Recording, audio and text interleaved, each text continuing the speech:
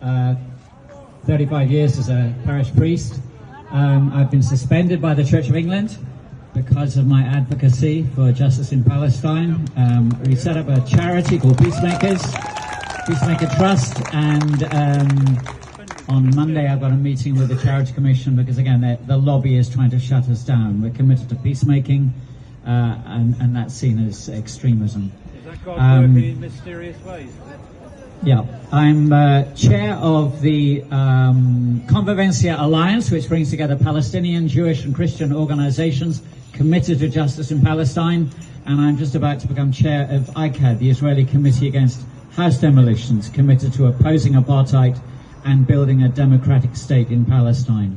So it's a delight to be part of PSC, and I wasn't planning to say anything, so I'm going to reiterate something I said about 6 weeks ago when we had the rally further up the road. My burden is, what do Palestinians want of us? We should be listening to them and advocating for them.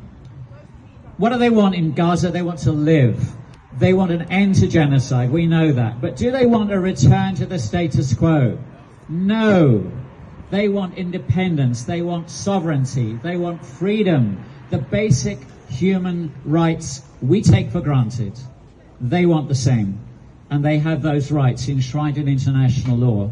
They want justice, liberty, equality, and the right to self-determination.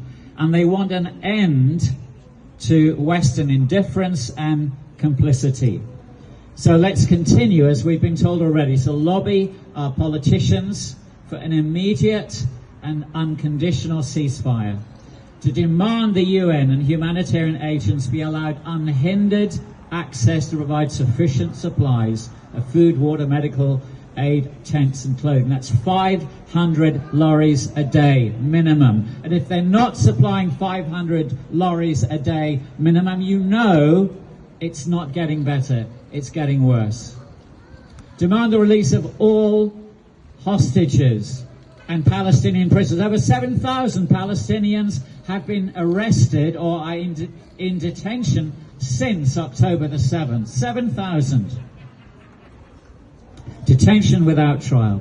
Demand Israel pays war reparations for all homes demolished, every death, every injury, every institution, every business destroyed.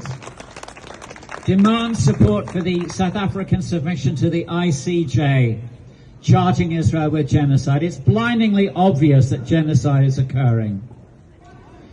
Institute war crimes investigations against Israeli military and political leaders. Bring criminal charges against UK companies supplying Israel with weapons and military equipment. Investigate UK citizens, including the chaplain to Leeds University, who have served or are serving in the Israeli military.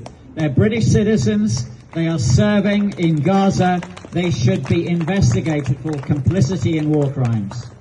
We did it to British citizens who went to Syria. We should apply the same to Israel. We should recognize Palestine on the pre-67 borders as an independent, sovereign, contiguous Palestinian state. And if Israel continues to refuse to comply with UN resolutions, and you know that the right of return was one of the conditions attached to the recognition of Israel as a state in 1948. They failed to recognize that and comply with that UN requirement. Join the BDS movement. BDS is the best way, the non-violent way we can constructively play an active role in the liberation of Palestine from settler colonial apartheid. It worked in South Africa. It can work in Palestine. It is working slowly. I was involved in the campaign against Caterpillar in the UK, and we got the Church of England to divest its shares in Caterpillar. It was a minor triumph, but we've campaigned against Veolia, against G4S, who have until recently run the prisons in which Palestinian children are held illegally in Israel. And finally joined Southampton PSC. And let me close with a quote from Archbishop Desmond Tutu. And to my shame, the Church of England is complicit in the genocide. It's refused. Bishops repeatedly have refused to call for an immediate ceasefire. They've refused to condemn Israel for its genocide. They're complicit. This is what Desmond Tutu said. And remember, the liberation of South Africa from apartheid, the British government branded those leaders as terrorists. This is what Desmond Tutu said. The end of apartheid stands as one of the crowning achievements of the last century, but we, South Africans, would not have succeeded without the help of international pressure. If apartheid ended, so can the occupation, but the moral force and international pressure will have to be just as determined. The current divestment effort is the first, but certainly not the only necessary means in that direction. We have work to do. Thank you.